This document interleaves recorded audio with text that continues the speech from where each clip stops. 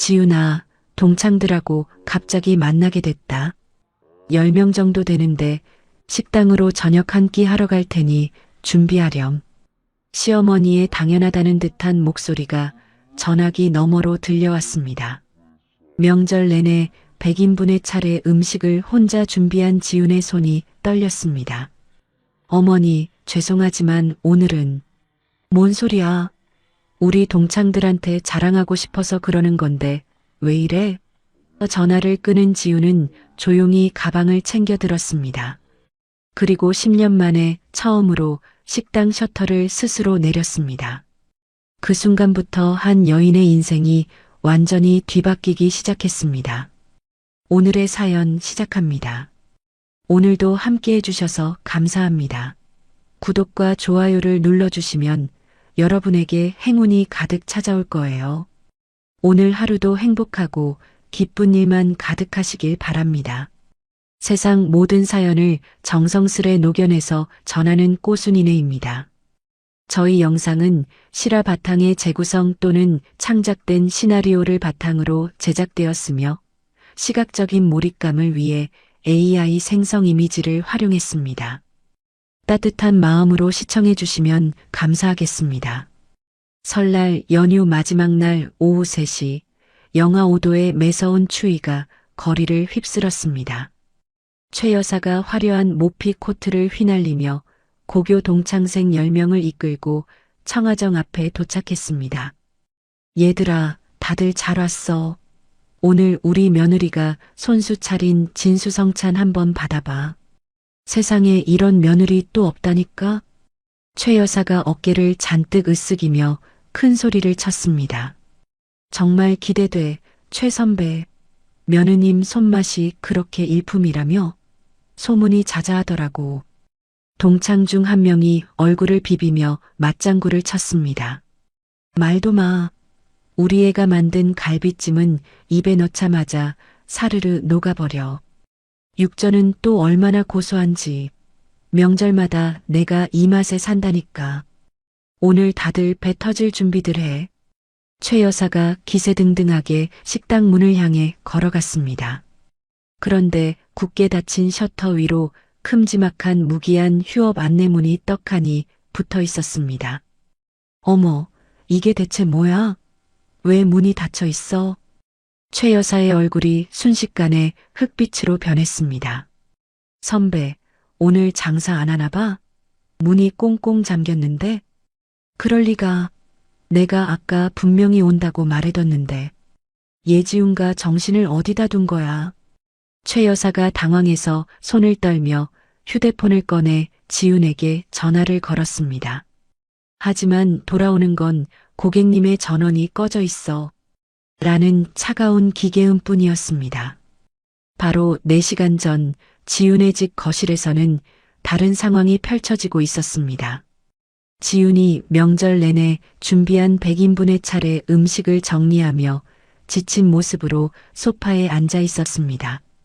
그때 최 여사의 전화가 벨소리도 요란하게 울렸습니다. 지훈아, 나 지금 동창들 만났어. 한 10명 정도 되니까 지금 바로 식당 문 열고 저녁 준비해라. 다들 내 음식 먹어보고 싶다고 난리다. 지훈이 마른 세수를 하며 갈라진 목소리로 대답했습니다. 어머니, 죄송하지만 오늘은 저도 너무 힘들어서 식당 쉬려고요. 명절 내내 한숨도 못 잤거든요. 아니, 이 문디 가스나게 집에가 뭐락하노? 명절이라고 좀 쉬었다고 벌써 게으름 피우는 거야? 내 체면이 있지. 친구들한테 다 자랑해놨는데 이제 와서 못하겠다고? 잔말 말고 당장 가서 불 올려. 최 여사가 꽥 소리를 질렀습니다. 지훈은 떨리는 숨을 몰아쉬며 겨우 대답했습니다. 알겠습니다. 준비해 드릴게요. 전화를 끊은 지훈의 눈에 테이블 위 내용 증명서가 들어왔습니다. 월세 2배 인상 또는 즉시 명도. 시댁 식구들이 건물주인 줄 알고 마음대로 써왔던 식당의 냉혹한 현실이었습니다. 그때 거실 소파에서 코를 드렁드렁 골며 자던 남편 상우의 휴대폰이 울렸습니다. 잠에서 깬 상우는 아내 얼굴은 쳐다보지도 않고 문자를 보냈습니다. 엄마 친구들 가시고 나면 식당 바닥 청소랑 설거지 싹 해놔. 기름 냄새 안 나게 환기도 좀 시키고. 지우는 그 문자를 확인하는 순간 가슴 속에서 툭 하고 무언가 끊어지는 소리를 들었습니다. 10년간 군소리 없이 차려냈던 수천 판의 육전과 수만 그릇의 국밥이 주마등처럼 스쳐 지나갔습니다. 지훈이 방으로 들어가 옷장 깊숙한 곳에서 낡은 검은 가방을 꺼냈습니다. 그 안에는 시댁 식구들이 공짜로 먹어치운 장부가 빼곡했습니다. 1월 15일 제사음식 15인분, 2월 3일 아가씨 생일상 12인분, 5월 8일 어머니 경로당 잔치 50인분. 지훈이 장부를 한 장씩 넘길 때마다 눈빛이 서늘하게 가라앉았습니다. 지훈은 결심한 듯 가방을 챙겨 현관으로 향했습니다. 마지막으로 집안을 한번 쓱 둘러보았습니다. 그래, 당신들이 말하는 그 돌이 오늘로 끝이야. 잘 먹고 잘 살아봐. 지훈이 나지막이 뱉고는 문을 쾅 닫고 나왔습니다. 30분 후 식당에 도착한 지훈은 금고에 있는 현금을 몽땅 챙겼습니다. 그리고 남편과 시어머니의 번호를 하나하나 수신 차단 목록에 넣었습니다. 기사님, 인천공항으로 최대한 빨리 가주세요. 택시에 올라탄 지훈의 목소리는 떨리고 있었지만 눈빛만은 단호했습니다. 손님, 무슨 급한 일이라도 있으신가 봐요? 얼굴이 많이 안 좋으시네. 기사가 백미러로 지훈을 살피며 물었습니다. 네, 아주 급하고 중요한 일이에요. 제 인생 찾으러 가는 길이라서요. 지훈이 창밖으로 멀어지는 식당 건물을 보며 대답했습니다. 한편 식당 앞에서는 최 여사가 발을 동동 구르며 악을 쓰고 있었습니다. 아, 김지훈, 너 안에 있는 거 다 알아. 당장 문 안 열어? 시어미를 밖에서 떨게 만들어? 최 여사가 셔터를 쾅쾅 두들기자 동창들의 눈빛이 싸늘해졌습니다. 최 선배, 며느님이랑 미리 약속된 거 맞아? 날도 추운데 사람 길바닥에 세워놓고 이게 뭐 하는 거야? 그러게. 자랑은 엄청나더니 정작 문도 안 열어주네.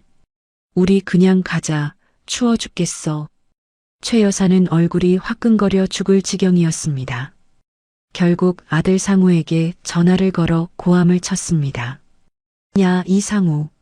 내 마누라가 미쳤나 봐. 가게 문을 잠그고 잠적했다고. 너 당장 열쇠 들고 튀어와. 어머니? 지훈이가 그럴 리가 없는데. 알았어요. 지금 갈게요. 상우가 부랴부랴 달려와 열쇠를 꽂았지만 안에서 걸어 잠근 문은 꿈쩍도 하지 않았습니다. 엄마, 이거 안에서 걸쇠를 걸었나 봐요. 안 열려요. 뭐라고? 이 천한 것이 감히 시어미를 물먹여? 동네 사람들 다 보는 앞에서 망신을 줘도 유분수지. 최 여사가 바닥에 주저앉아 통곡하듯 소리를 질렀습니다. 동창들은 이미 시간 버렸네라며 투덜거리며 뿔뿔이 흩어진 뒤였습니다. 그 시각 지훈은 인천공항 출국 게이트 앞에 서 있었습니다. 비행기 이륙 직전 상우에게 마지막 메일을 보냈습니다. 10년 동안 당신 식구들 뒤치다꺼리한가? 퇴직금으로 생각하고 식당 돈 챙겨서 떠난다. 나 찾을 생각 마. 오늘부터 우린 남이야. 메일을 전송하자마자 지훈은 휴대폰 전원을 툭 꺼버렸습니다. 비행기가 활주로를 차고 오르자 지훈의 눈에서 참았던 눈물이 뜨겁게 쏟아졌습니다. 이제 정말 자유야. 나도 사람답게 한번 살아볼래. 집으로 돌아온 상우는 엉망진창이 된 거실과 산더미처럼 쌓인 설거지통을 보며 털썩 주저앉았습니다. 그때 방에서 자다 깬 아이들이 울며 기어나왔습니다. 아빠, 배고파요. 엄마는요? 엄마가 해준 고기 먹고 싶어. 으앙. 상우는 아이들을 끌어안고 텅 빈 주방을 바라보았습니다. 평생 당연하게만 여겼던 아내의 빈자리가 이토록 시리고 무거울 줄은 꿈에도 몰랐습니다. 다음 날 아침 8시, 일본 유후인의 작은 시장. 지우는 차가운 새벽 공기를 마시며 장바구니를 들고 나섰습니다. 가판대마다 놓인 신선한 와사비와 산에서 갓 따온 듯한 버섯들이 정갈하게 지훈을 맞이했습니다. 어머, 버섯 색깔 좀 봐. 이걸로 전골을 끓이면 국물이 얼마나 시원할까? 지훈은 본능적으로 식재료를 만지며 머릿속으로 레시피를 그려보았습니다. 생선을 써는 일본 장인의 현란한 칼질을 지켜보는 지훈의 눈이 10년 만에 처음으로 생기 있게 반짝였습니다. 그 시각 한국, 지훈의 집은 그야말로 아수라장이었습니다. 상우는 헝클어진 머리로 아이들을 학교에 보내기 위해 온 집안을 헤집고 다녔습니다. 준호야, 너 교복 어디 뒀어? 왜 안 보여? 아빠, 엄마가 항상 다림질해서 의자에 걸어줬단 말이야. 난 몰라. 준호가 울먹이며 대답하자 옆에서 민서가 발을 동동 굴렀습니다. 아빠, 나 신을 양말이 하나도 없어. 빨래통에 다 젖은 것뿐이야. 상우는 앞이 캄캄했습니다.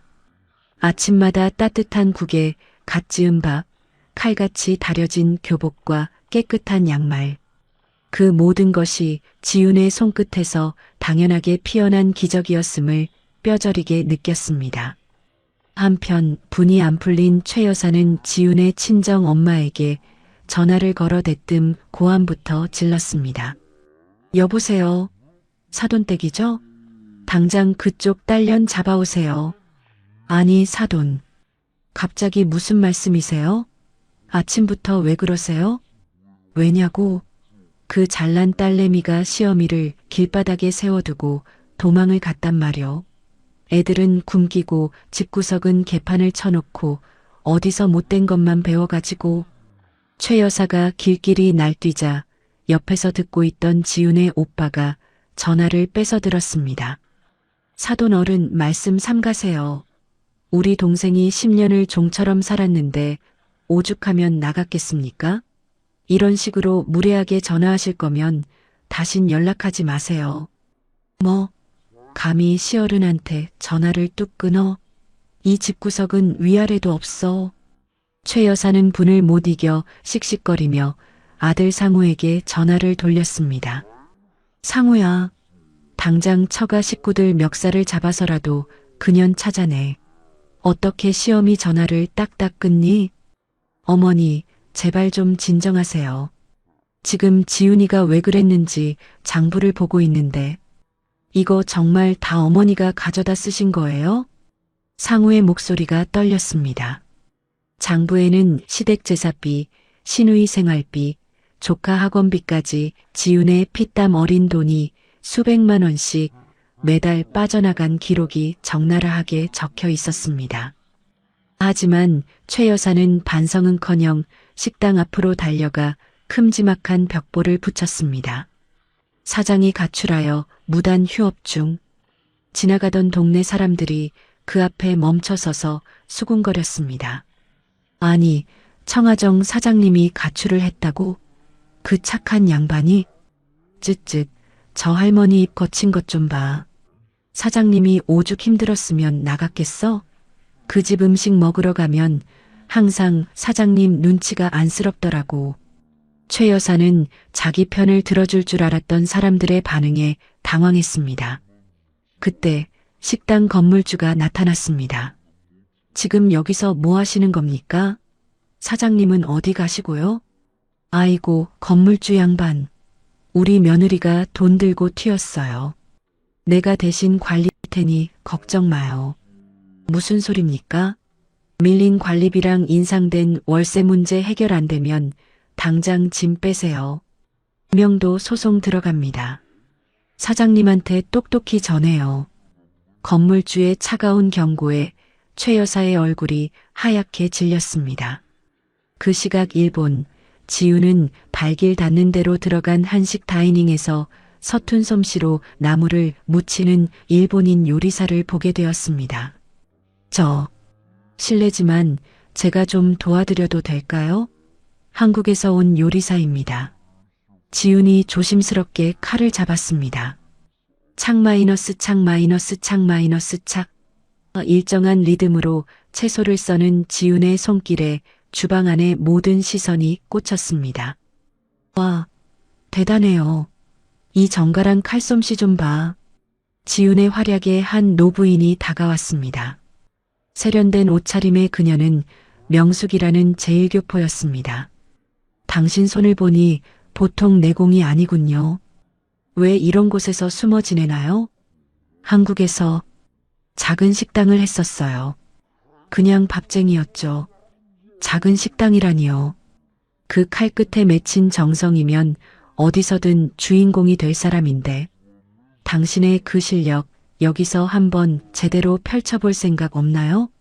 명숙의 제안에 지훈의 가슴이 두근거렸습니다. 지훈은 그날 저녁 10년 전 결혼식 날 썼던 일기를 꺼내 불태웠습니다. 타오르는 불꽃을 보며 지훈이 움츠렸습니다. 이제 김지훈으로 다시 태어나는 거야.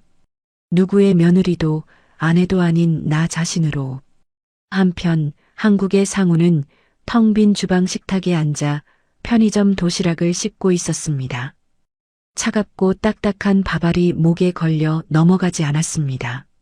지훈이 끓여주던 구수하고 따뜻한 된장찌개 냄새가 사무치게 그리워 눈물이 핑 돌았습니다.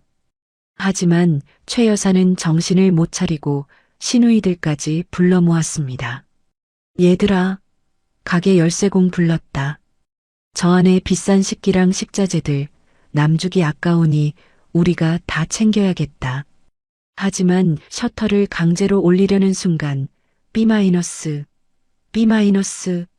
요란한 보안 알람이 울려 퍼졌고 지훈이 미리 신고해둔 덕분에 경찰차의 사이렌 소리가 들려왔습니다. 아니, 내가 시어머니라는데 왜 이래요? 내 아들 가게라고. 경찰서로 끌려가는 최 여사의 고함이 밤거리에 울려 퍼졌습니다. 이제 지훈의 화끈한 복수와 새로운 성공 신화가 시작되려 하고 있었습니다. 경찰서에서 훈방 조치로 풀려난 최 여사는 분이 안 풀려 씩씩거리며 상우에게 전화를 걸었습니다. 얼굴은 이미 도끼로 시뻘겋게 달아올라 있었습니다. 상우야, 이게 다 내가 마누라를 오냐오냐 해서 생긴 일이야. 감히 시어미를 경찰서 유치장에 쳐넣어? 그녀는 사람이 아니라 여우야, 여우. 어머니, 제발 그만 좀 하세요. 지금 집안 꼴이 말이 아니란 말이에요. 상우가 머리를 쥐어뜯으며 대답했지만 최 여사는 멈추지 않았습니다. 그 독한 년이 나를 범죄자 취급했다고. 내 손으로 그년 머리채를 휘어잡기 전까진 분이 안 풀려. 그 시각 일본, 명숙은 지훈에게 아주 특별한 제안을 건네고 있었습니다. 고급스러운 찻잔을 내려놓으며 명숙이 진지하게 입을 열었습니다. 지훈 씨, 당신 실력은 그냥 썩히기 아까워요. 내가 단순한 투자자가 아니라 당신의 든든한 사업 파트너가 되고 싶은데 어때요? 네, 파트너라니요. 저같이 가진 것 없는 사람이 어떻게. 지훈이 놀라 눈을 동그랗게 떴습니다. 명숙이 지훈의 거친 손등을 따뜻하게 맞잡았습니다. 가진 게 없다니요? 10년 동안 그 지옥 같은 시댁에서 버티며 갈고 닦은 손맛, 그게 바로 황금보다 귀한 미천이에요. 내 법무팀을 한국으로 먼저 보내서 길을 닦아둘 테니 당신은 요리에만 집중해요. 한국 음식의 진짜 품격을 보여주는 거야. 명숙의 단단한 격려에 지훈의 가슴속에 억눌려 있던 열정이 불꽃처럼 타오르기 시작했습니다. 한편 한국에서는 최 여사가 지훈도 없는 식당 문을 무단으로 열고 장사를 시작했습니다. 며느리가 없어도 자기 솜씨면 충분할 거라 믿었던 겁니다. 어머, 사장님이 바뀌었네? 우리 지윤 씨는 어디 가고? 단골 박 여사가 들어오며 의아해했습니다. 최 여사는 입술에 침도 안 바르고 거짓말을 뱉었습니다. 아유, 말도 마요. 우리 며느리가 몸이 약해서 좀 쉬러 갔어. 내가 이 집 원조 손맛이니까 걱정 말고 앉아봐요. 뭐 줄까? 그럼 늘 먹던 된장찌개 하나 주세요. 최 여사는 콧노래를 부르며 주방으로 들어갔습니다. 하지만 30분이나 걸려 나온 찌개를 한 입 먹은 박 여사의 얼굴이 순식간에 일그러졌습니다. 아니, 이게 대체 무슨 맛이에요? 소금통을 쏟았나? 왜 이렇게 써요? 비린내는 또 왜 이리 진동하고. 어머, 그럴 리가. 몸에 좋은 걸 듬뿍 넣어서 그래. 좀 짜면 물 부어 먹어. 최 여사가 적반하장으로 나오자 박 여사는 기가 막힌 듯 숟가락을 탁 놓았습니다. 돈 아까워 정말. 지윤 씨 손맛 생각하고 왔다가 입만 버렸네. 그 뒤로도 손님들의 항의가 빗발쳤습니다. 고기가 질기다. 김치가 물렀다. 예전 맛이 아니다라며 발길이 뚝 끊겼습니다. 급기야 최 여사는 아까운 마음에 유통기한이 훌쩍 지난 식재료를 사용하고 말았습니다. 결국 사달이 났습니다. 점심에 식사한 회사원 10명이 단체로 복통을 호소하며 보건소에 신고를 한 것입니다. 사장님, 지금 보건소 직원들이 들이닥쳤어요. 뭐? 아니, 내가 뭘 어쨌다고. 최 여사는 당황해 발뺌을 했지만 위생 상태를 점검한 직원의 표정은 싸늘했습니다. 유통기한 지난 고기에 주방 위생 상태가 엉망입니다. 당장 오늘부터 영업정지 처분 내리겠습니다. 아이고, 나 죽네. 이게 다 도망간 며느리년이 관리를 안 해서 그런 거야. 길바닥에 주저앉아 억지 비명을 지르는 최 여사 앞에 상우가 달려왔습니다. 상우는 무너져 내리는 식당 간판을 보며 절망했습니다. 어머니, 정말 왜 이러세요? 손해배상에 벌금까지. 이제 우리 길바닥에 나앉게 생겼다고요. 거기에 건물주까지 나타나 쐐기를 박았습니다. 이런 비위생적인 식당에 내 건물을 빌려줄 수 없습니다. 계약 위반이니 당장 비우세요. 명도 소송 들어갑니다. 일본에서 지우는 명숙의 도움으로 황골탈퇴하고 있었습니다. 낡은 앞치마 대신 세련된 셰프복을 입고 단순한 요리법을 넘어 음식의 가치를 높이는 법을 배웠습니다. 이제 당신은 식당 아줌마가 아니라 한국의 맛을 알리는 셰프예요. 지우는 한국의 전통 맛에 현대적인 감각을 더한 비밀 레시피 7가지를 완성했고 명숙의 도움으로 특허 등록까지 마쳤습니다. 이제 지윤의 눈빛은 칼날처럼 날카롭고 당당했습니다. 며칠 뒤 상우는 염치불구하고 지윤의 친정집을 찾아가 무릎을 꿇었습니다. 장모님, 형님, 제가 죽을 죄를 지었습니다. 지윤이 좀 돌아오게 해주세요. 이제 와서 그게 무슨 소용이야. 내 동생 피눈물 쏟게 할 땐 언제고. 지윤의 오빠가 상우의 멱살을 잡으려던 찰나 집 앞에 검은색 최고급 세단 3대가 멈춰 섰습니다. 차 문이 열리고 눈이 부실 정도로 우아한 정장 차림의 여성이 내렸습니다. 바로 지윤이었습니다. 지윤아? 상우가 멍하니 이름을 불렀지만 지윤은 차가운 얼음공주처럼 그를 지나쳤습니다. 지윤의 뒤로는 안경을 쓴 냉철한 변호사들이 서류 가방을 들고 따랐습니다. 지윤아, 나 좀 봐. 내가 다 잘못했어. 상우가 바짓가랑이를 붙잡으려 했지만 지윤은 눈길 한 번 주지 않고 차갑게 내뱉었습니다. 내 변호사하고 얘기해.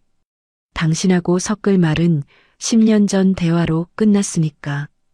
비슷한 시각 식당 앞에서 통곡하던 최 여사는 지나가는 사람들의 비웃음 섞인 시선을 받으며 비참하게 무너졌습니다. 전용기를 타고 돌아온 지윤의 화려한 복수국, 그 서막이 오르고 있었습니다.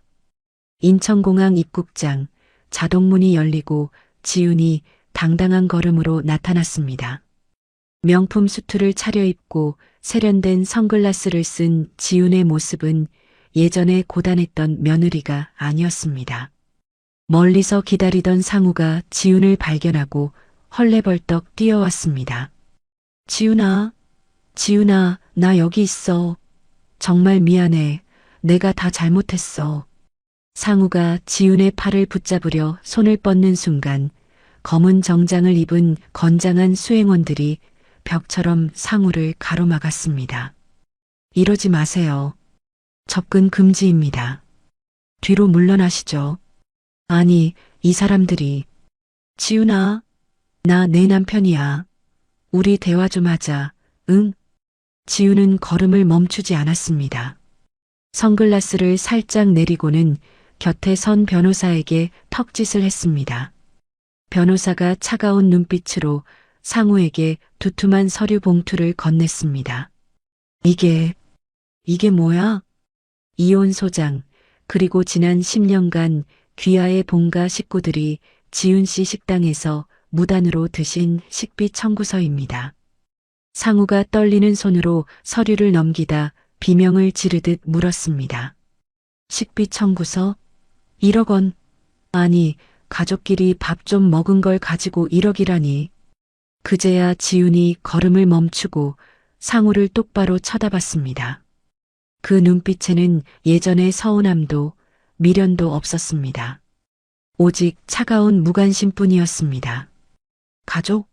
당신들 입으로 들어간 건 음식이었겠지만 그건 내 피와 살이었어. 10년치 퇴직금 대신 청구한 거니까 법대로 준비해. 그리고 앞으론 변호사 통해서만 얘기해. 지훈은 그대로 뒤돌아 대기하던 검은 세단에 올라탔습니다. 다음 날 낡은 청아정의 간판이 내려갔습니다. 그 자리에는 세련된 서체의 지훈의 식탁이라는 새 간판이 올라갔습니다. 동네 사람들이 구름처럼 몰려와 구경을 했습니다. 어머, 저기 좀 봐. 우리 사장님이 돌아왔나 봐. 간판 좀 봐, 세상에. 호텔 레스토랑인 줄 알았네. 단골 박 여사가 공사 현장을 지휘하는 지훈을 발견하고 반갑게 달려왔습니다. 사장님, 아이고, 고생 많았지? 그동안 시어머니 때문에 동네가 아주 쑥대밭이었어.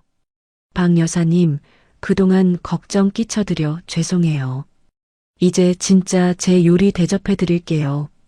지훈이 환하게 웃으며 대답했습니다. 그때 소식을 듣고 최 여사가 머리에 띠를 두른 채 달려왔습니다. 이년아, 내가 감히 내 허락도 없이 간판을 받고 여기가 어디라고 발을 들여. 최 여사가 삿대질하며 달려들자 미리 대기하고 있던 경비원이 단호하게 막아섰습니다.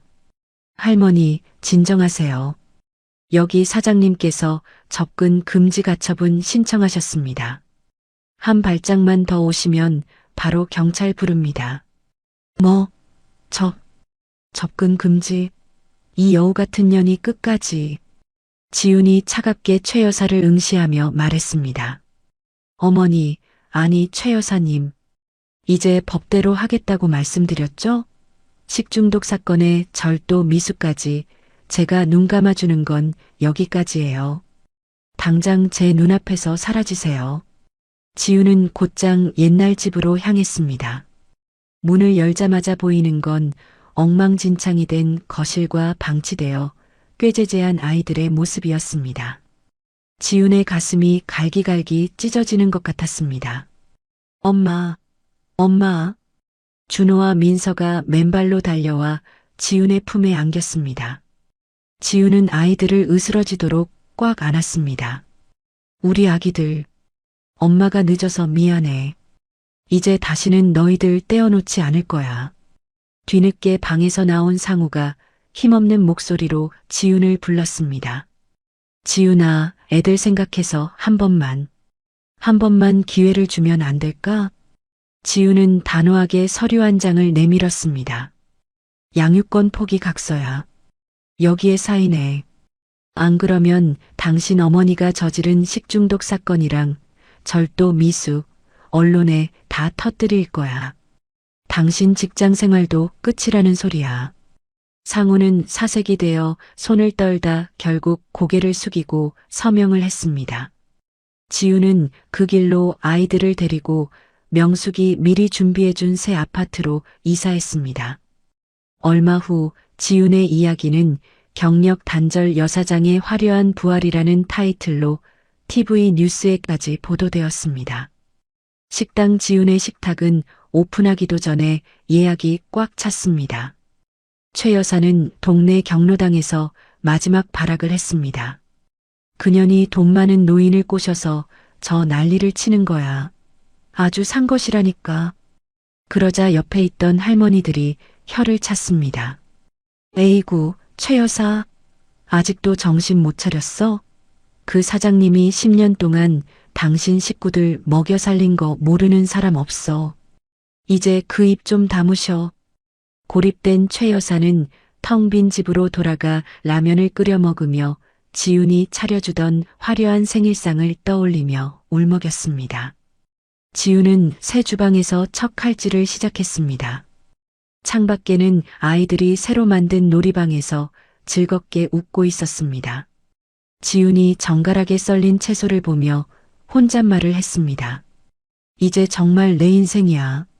누구의 그림자도 아닌 나 김지훈의 식탁. 화려하게 부활한 지훈의 진짜 전설이 시작되고 있었습니다. 지훈의 식탁 정식 개업 날 아침, 동네는 새벽부터 난리가 났습니다. 예약 사이트는 열리자마자 사람들이 구름처럼 몰려 서버가 마비될 지경이었죠. 사장님, 큰일 났어요. 예약 시작 1분 만에 한 달치 좌석이 몽땅 매진됐어요. 직원이 상기된 얼굴로 보고하자 지훈이 가슴을 쓸어내리며 미소 지었습니다. 정말요? 우리 음식을 기다려주신 분들이 그렇게 많다니. 정말 감사합니다. 오전 10시 첫 손님으로 지훈의 은인 명숙이 들어섰습니다. 축하해요, 지훈 씨. 오늘이 바로 당신이 세상의 주인공으로 다시 태어나는 날이에요. 명숙 씨 아니었으면 꿈도 못 꿨을 거예요. 정말 고맙습니다. 지훈은 일본에서 익힌 섬세한 기술에 한국의 깊은 장맛을 더한 지훈표 한식 코스를 선보였습니다. 첫 번째 요리를 맛본 명숙의 눈이 번쩍 뜨였습니다. 어머, 지훈 씨, 이 소스 맛이 대체 뭐예요? 입안에서 꽃이 피는 것 같아. 한국 전통 발효장에 일본식 정밀함을 살짝 얹어봤어요. 제 10년의 인내심이 녹아있는 맛이죠. 점심시간이 되자 인터넷과 SNS는 그야말로 뒤집어졌습니다. 이게 진짜 한식이다. 미슐랭 3스타가 울고 갈 맛. 예약만 된다면 영혼이라도 팔겠다는 후기들이 빗발쳤습니다. 지훈은 이제 허드레일을 직접 하지 않았습니다. 10명의 전문 직원을 지휘하며 오직 요리의 품질과 창의성에만 집중했죠. 홀 매니저님, 7번 테이블 손님 취향에 맞춰 와인 추천해 주세요. 네, 셰프님. 즉시 처리하겠습니다. 그런데 주방 한 구석에서 땀을 뻘뻘 흘리며 식재료를 다듬는 남자가 있었습니다. 바로 상우였습니다. 지훈은 그를 주방 보조로 채용해 밑바닥부터 다시 배우게 했습니다. 아이고, 형님. 감자 껍질을 이렇게 두껍게 깎으면 어떡해요? 빨리빨리 좀 하세요. 나이 어린 선배 직원이 다그치자 상우가 허리를 굽신거리며 대답했습니다. 아, 예. 죄송합니다. 다시 하겠습니다. 상우는 하루 종일 서서 양파를 까고 바닥을 닦으며 뼈저리게 느꼈습니다. 내 아내가 10년 동안 이 고생을 하면서 우리 식구들을 먹여 살렸구나. 눈물인지 땀인지 모를 액체가 뺨을 타고 흘러내렸습니다. 그 시각 식당 근처를 서성이던 최 여사는 배가 아파 미칠 지경이었습니다. 저 천한년이 감히 저렇게 화려하게 살다니. 저건 다 우리 상우 돈으로 세운 거 아니야? 하지만 식당 앞을 지키는 늠름한 경비원들 때문에 근처에 발을 붙이기는커녕 욕 한마디 크게 못하고 발길을 돌려야 했습니다. 지우는 이제 매주 월요일이면 과감히 식당 문을 닫았습니다. 시댁 식구들 밥상 차리느라 한 번도 못 놀아줬던 아이들과 시간을 보내기 위해서였죠. 엄마, 오늘 놀이공원 가요. 아니야, 난 엄마처럼 멋진 요리사가 되고 싶어. 요리 가르쳐줘. 준호와 민서의 웃음소리가 정원에 가득 퍼졌습니다. 지우는 처음으로 번 큰돈을 들여 친정 엄마에게 유럽 여행 티켓을 선물했습니다. 지우나, 내가 이런 호강을 다해도 되니?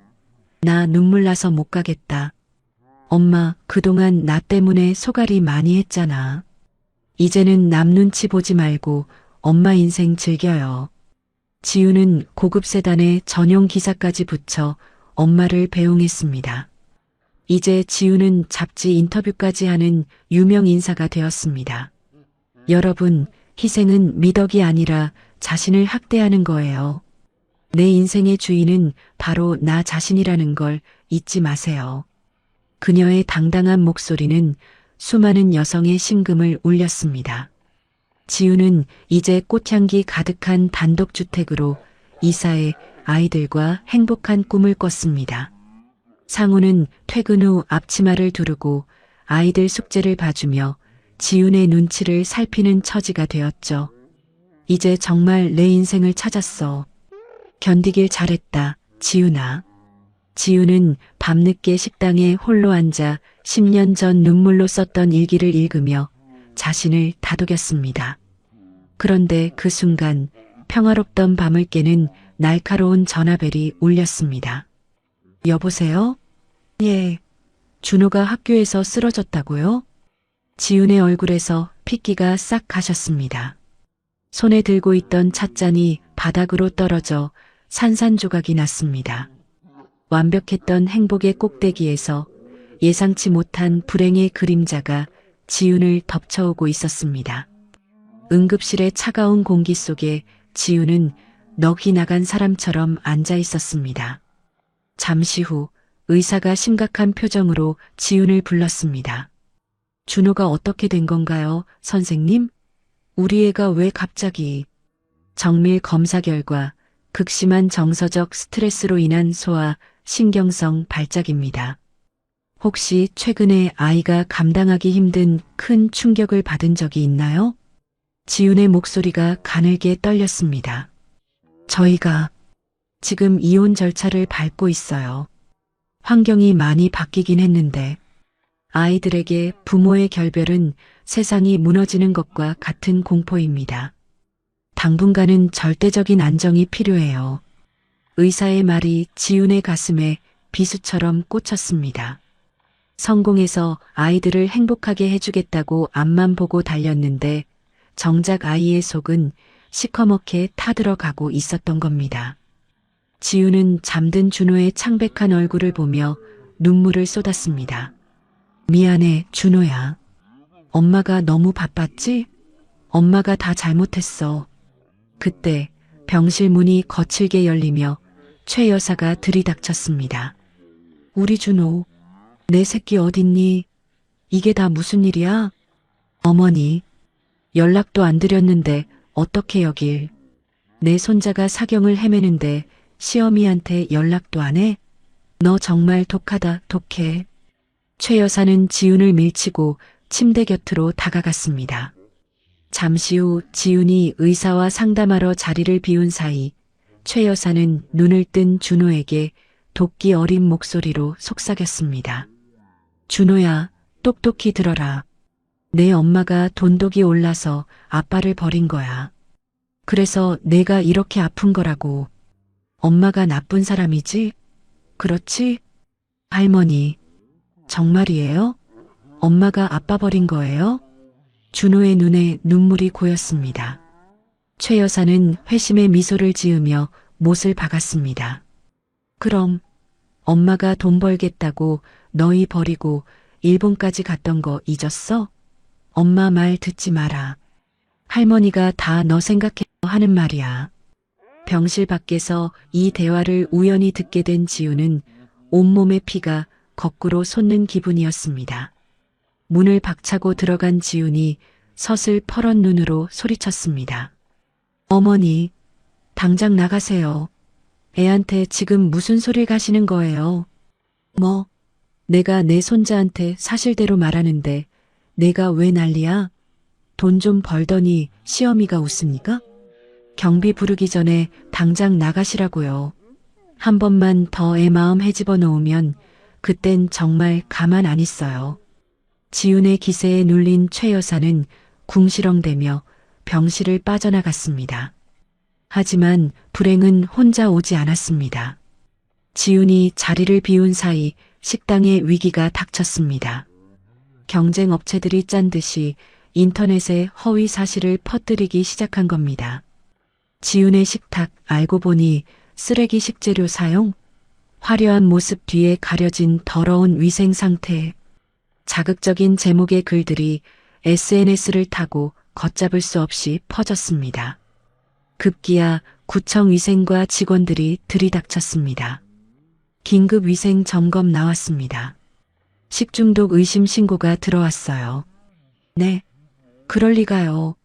저희는 매일 소독하고 재료도 당일 배송받는데 실장이 당황해 막아섰지만 점검이 시작되자마자 예약 취소 전화가 빗발쳤습니다. 사장님, 오늘 점심 예약 절반이 취소됐습니다. 내일 것도 계속 취소 전화가 오고요. 아픈 아들 병간호에 무너져가는 식당 일까지. 지우는 결국 정신적, 육체적 한계에 부딪혔습니다. 병원 복도를 걷던 지훈의 시야가 흐려지더니 그대로 바닥에 쓰러지고 말았습니다. 사장님, 사장님 정신 차리세요. 지훈이 쓰러진 틈을 타 최 여사는 상우를 부추겼습니다. 상우야, 지금이 기회다. 지훈이 전연 쓰러졌을 때 우리가 가게 서류랑 인감 챙겨서 명예 돌려놔야 해. 원래 내 가게였잖아. 어머니, 제발 그만 좀 하세요. 지훈이가 죽을 고비를 넘기고 있는데 어떻게 그런 말씀을 하세요? 상우가 처음으로 어머니에게 단호하게 소리쳤습니다. 하지만 광기에 사로잡힌 최 여사는 멈추지 않았습니다. 몰래 식당 주방 뒷문으로 잠입해 금고를 뒤지려다 보안 알람이 울리며 현행범으로 경찰에 체포되었습니다. 이거나, 내가 이 집 시어머니야. 내 아들 거 내가 찾겠다는데 왜 이래? 경찰차에 올라타면서도 최 여사는 악을 썼습니다. 설상가상으로 지훈의 든든한 버팀목이었던 명숙마저 갑작스러운 심장 질환으로 중환자실에 실려갔다는 비보가 들려왔습니다. 유일한 조력자들이 사라진 틈을 타 지훈의 핵심 셰프 한 명이 경쟁업체에서 거액의 연봉을 제한받고 비밀 레시피를 들고 도망치듯 그만두었습니다. 모든 것이 끝장난 것 같은 절망의 순간 지훈은 퇴원 준비를 하던 준호의 가방에서 일기장 하나를 발견했습니다. 할머니가 무섭다. 엄마가 나쁜 사람이라고 자꾸 말한다. 할머니 말 안 들으면 아빠랑 영영 못 보게 한다고 했다. 엄마 미안해. 일기장을 읽어내려가는 지훈의 손이 분노로 부르르 떨렸습니다. 내 아들까지 이용해서 나를 무너뜨리려 해? 어머니, 당신은 절대로 용서 못해. 병실로 찾아온 상우가 무릎을 꿇었습니다. 지훈아, 어머니가 하신 일 다 들었어. 내가 어머니랑 완전히 인연 끊을게. 제발. 절연? 아니, 그걸로 안 돼. 내 아이 인생을 망치려 한 데가 법적으로 톡톡히 치르게 할 거야. 지훈의 눈빛이 다시 차갑게 빛났습니다. 가장 깊은 어둠 속에서 지훈은 다시 한번 칼을 갈았습니다. 이번에는 단순히 성공하는 것이 아니라 자신을 괴롭힌 모든 악의 뿌리를 뽑아버리겠다는 마지막 결심을 굳히며 말이죠. 지훈은 더 이상 울지 않았습니다. 대신 준호의 일기장과 병원 진단서를 품에 안고 변호사 사무실을 찾았습니다. 변호사님, 제 아이에게 씻을 수 없는 상처를 준 시어머니를 고소하겠습니다. 아동 정서 학대, 그리고 제 식당에 대한 업무 방해죄까지 단 한 가지도 빼놓지 말고 처벌받게 해주세요. 지훈의 목소리는 서리발처럼 차가웠습니다. 변호사는 서류를 훑어보더니 고개를 끄덕였습니다. 증거가 차고 넘칩니다. 특히 아이의 일기는 법정에서 아주 강력한 힘을 발휘할 겁니다. 그때 상우가 땀에 젖은 얼굴로 들어왔습니다. 그의 손에는 작은 메모리 칩 하나가 들려 있었습니다. 지훈아, 이거 우리 집 거실이랑 아이들 방에 설치했던 홈캠 영상이야. 어머니가 나 없을 때 애들한테 소리 지르고 너에 대해 몹쓸 소리 세뇌하던 장면들. 여기 다 들어있어. 상우의 손이 미세하게 떨리고 있었습니다. 제 손으로 제 어머니를 법정에 세우는 결단이었습니다. 지훈이 물었습니다. 정말 괜찮겠어요? 당신 어머니예요. 아니, 이제 어머니이기 전에 범죄자일 뿐이야. 내 아이를 병들게 한 사람을 더는 용서할 수 없어. 이제 정말 끝내자. 며칠 뒤 지훈은 수십 명의 기자가 모인 가운데 긴급 기자 회견을 열었습니다. 화려한 요리사 복장 대신 단정한 검은 정장을 입은 지훈이 마이크 앞에 섰습니다. 여러분, 저는 오늘 한 아이의 엄마로서 이 자리에 섰습니다. 제 시어머니는 제가 식당 일에 매달리는 동안 제 아들에게 엄마가 돈 때문에 아빠를 버렸다는 거짓말로 아이의 영혼을 파괴했습니다. 또한 경쟁업체와 손을 잡고 제 식당에 대해 있지도 않은 위생 논란을 퍼뜨렸습니다. 지훈이 공개한 홈캠 영상과 녹취록에 기자들은 경악을 금치 못했습니다. 세상에 어떻게 시어머니가 저럴 수 있어? 며느리 성공이 그렇게 배 아팠나? 여론은 한순간에 뒤집혔습니다. 지훈을 공격하던 댓글들은 응원의 메시지로 바뀌었고 거짓 제보를 했던 경쟁업체 사장은 겁에 질려 경찰에 자백했습니다. 사실 최 여사가 돈을 주면서 시켰어요. 저도 그 할머니 꼬드김에 넘어간 겁니다. 전화위복이라고 했던가요? 보건소의 정밀 재검사 결과는 지훈의 완벽한 승리였습니다. 사장님, 저희가 수많은 식당을 가봤지만 이렇게 먼지 하나 없이 깨끗한 주방은 처음 봅니다. 위생 등급 최고 판정입니다. 위생 논란이 오히려 지훈의 식탁은 믿고 먹을 수 있는 깨끗한 곳이라는 점을 전 국민에게 증명해준 꼴이 되었습니다. 여기에 또 하나의 기쁜 소식이 들려왔습니다. 중환자실에 있던 명숙이 기적적으로 의식을 회복한 것입니다. 지훈은 한 걸음에 병실로 달려갔습니다. 명숙 씨, 정말 다행이에요. 지훈 씨, 내 걱정 말고 당신 일에 집중해요. 내 법무팀이 최 여사랑 그 못된 업체들 뼈저리게 후회하게 해줄 거니까. 명숙은 여위였지만 강단 있는 목소리로 지훈의 손을 꼭 잡았습니다. 모든 죄가 낱낱이 밝혀지자 최 여사는 경찰서 유치장에서 지훈의 바짓가랑이를 붙잡고 빌기 시작했습니다. 지훈아, 내가 미쳤었다. 내가 질투에 눈이 멀어 그랬어. 한 번만 용서해다오. 응, 나 교도소 가면 죽어. 지훈은 싸늘하게 내려다보며 그 손을 뿌리쳤습니다. 어머니, 저한테 하신 짓은 용서할 수 있어요. 하지만 준호한테 하신 짓은 하늘이 두 쪽 나도 용서 못해요. 이제 법의 심판을 달게 받으세요. 법원은 최 여사에게 아동 학대 및 업무 방해 혐의로 실형을 선고했습니다. 피고인의 행위는 인륜을 저버린 명백한 범죄라는 판사의 판결이 떨어지는 순간 최 여사는 비명을 지르며 법정 바닥에 주저앉았습니다. 폭풍우가 지나간 자리에 다시 햇살이 비쳤습니다. 지훈은 준호의 마음을 치유하기 위해 주방을 아이와 함께하는 따뜻한 공간으로 꾸몄습니다. 엄마, 이거 보세요. 나도 엄마처럼 예쁘게 당근 썰었어요. 어머, 우리 준호솜 씨가 엄마보다 나은걸? 아이의 해맑은 웃음소리가 주방에 다시 울려 퍼졌습니다. 지우는 식당 운영을 시스템화해서 주말만큼은 무조건 아이들과 함께 보냈습니다. 지훈의 성공기는 가족의 시련을 이겨낸 위대한 승리로 불리며 베스트셀러가 되었고, 명숙과 함께 일본 유후인의 한식 세계화 센터를 세우며 꿈에 그리던 세계 무대로 진출했습니다. 상우 역시 과거를 반성하며 사회복지사 공부를 시작했습니다. 상처받은 아이들을 돕는 삶을 살기로 한 것입니다.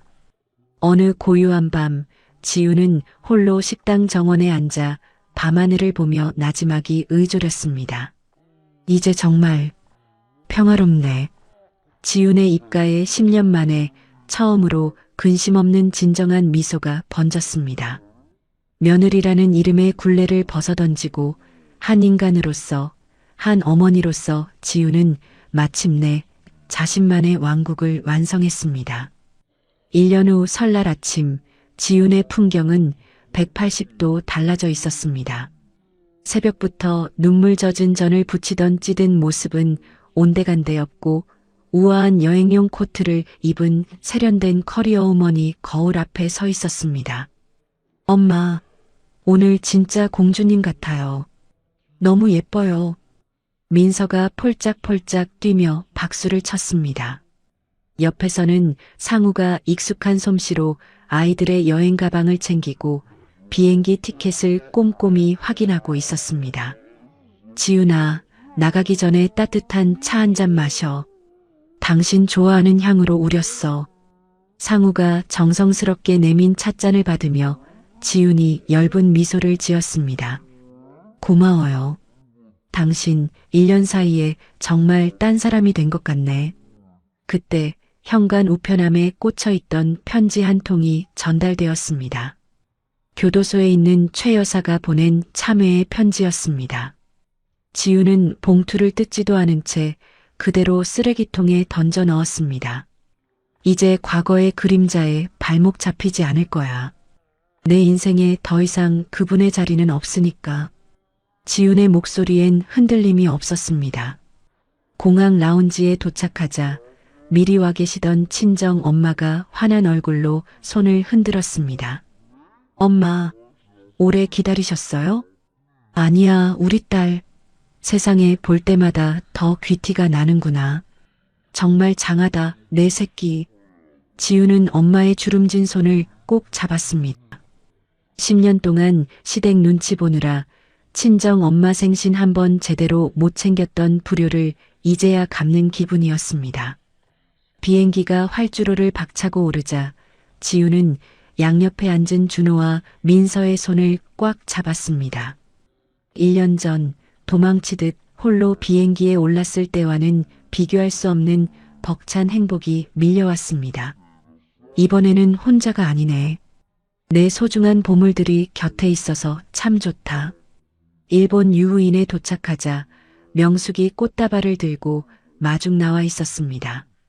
지훈 씨, 1년 만에 보는 얼굴이 어쩜 이렇게 빛이 나요?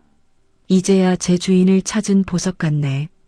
최고급 료칸에서 보내는 명절은 꿈만 같았습니다.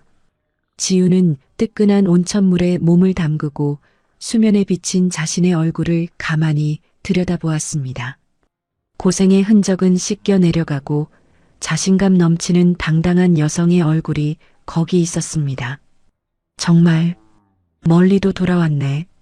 하지만 그 시간이 헛되지 않았어. 저녁 무렵 상우가 지훈에게 조심스럽게 종이 한 장을 내밀었습니다. 새로 쓴 결혼 서약서였습니다. 지훈아, 이제는 시어머니의 아들이나 아이들의 아빠로만 사는 게 아니라 당신의 평등한 인생 동반자로 살고 싶어. 한 번만 더 나를 믿어줄 수 있을까? 지우는 서약서를 찬찬히 읽어본 뒤 상우를 바라봤습니다. 당신의 변화는 고맙지만 서두르고 싶지 않아. 시간을 좀 더 줄래? 나 자신을 사랑하는 법을 먼저 더 배우고 싶거든. 그럼 얼마든지 기다릴게. 당신이 오라면 오고 가라면 갈게. 상우의 진심 어린 대답에 지우는 말없이 고개를 끄덕였습니다. 창밖으로는 온천 마을의 눈부신 설경이 펼쳐졌고 아이들의 해맑은 웃음소리가 눈꽃처럼 흩날렸습니다. 지훈의 사업은 이제 한국을 넘어 세계로 향하고 있었습니다. 전문 경영 시스템 덕분에 지훈이 자리를 비워도 식당은 완벽하게 돌아갔고 명숙은 지훈에게 더 큰 제안을 건넸습니다. 지훈 씨, 뉴욕과 파리에도 지훈의 식탁을 차리는 건 어때요? 전 세계 사람들에게 당신의 손맛을 보여줘야죠. 뉴욕과 파리라니. 정말 꿈만 같아요. 하지만 이제는 할 수 있을 것 같아요. 지훈은 여행 중에 만난 젊은 여성들에게 자신의 경험담을 들려주며 용기를 북돋아주기도 했습니다. 여러분, 자기 인생의 셔터를 남의 손에 맡기지 마세요. 내 인생의 주인은 오직 나 자신이라는 걸 명심해야 해요. 여행을 마치고 돌아온 공항, 지훈을 알아본 시민들이 환호하며 사인을 요청했습니다. 지훈은 겸손하면서도 당당하게 미소로 화답했습니다. 식당 주방으로 돌아온 지훈은 가장 아끼는 칼을 들고 식재료를 손질하기 시작했습니다. 책상 위에는 이제 시댁의 독촉장 대신 세계 미식 가이드의 초청장과 아이들이 그린 우리 엄마는 슈퍼 셰프라는 그림이 놓여 있었습니다. 밤늦게 지훈은 식당의 셔터를 직접 내렸습니다. 1년 전 눈물로 내렸던 그 무거운 셔터가 이제는 자신의 소중한 꿈과 가족을 지켜주는 든든한 성벽이 되었습니다. 내 인생의 주인은 나야.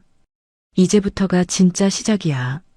유후인의 시린 겨울 하늘 위로 지훈의 행복한 웃음소리가 울려 퍼졌습니다. 고단했던 며느리의 삶을 졸업하고 진정한 자유를 찾은 지훈의 눈부신 새 인생은 그렇게 막을 올렸습니다. 지훈의 이야기는 단순한 복수담이 아닙니다. 10년간 참고 견뎌온 한 여성이 자신의 진짜 가치를 발견하고 당당하게 일어서는 용기의 이야기입니다. 때로는 우리 인생에서 가장 힘든 순간이 새로운 시작의 전환점이 되기도 합니다. 지훈이 그 무거운 셔터를 내리던 그 순간 그녀는 과거의 굴레에서 벗어나 진정한 자유를 향해 첫 발을 내디뎠습니다. 시어머니의 횡포와 남편의 무관심 속에서도 꿋꿋이 버텨낸 지훈의 모습에서 우리는 희망을 봅니다. 아무리 어려운 상황이라도 포기하지 않고 자신만의 길을 개척해 나간다면 반드시 밝은 미래가 기다리고 있다는 것을 말입니다. 지훈이 마지막에 말했듯이 내 인생의 주인은 나입니다. 누구도 우리의 행복을 대신 만들어줄 수 없습니다. 오직 자신만이 진정한 행복의 열쇠를 쥐고 있는 것입니다. 이야기를 끝까지 들어주신 분이 계시다면 잘 들었다고 댓글 하나만 남겨주세요. 감사합니다.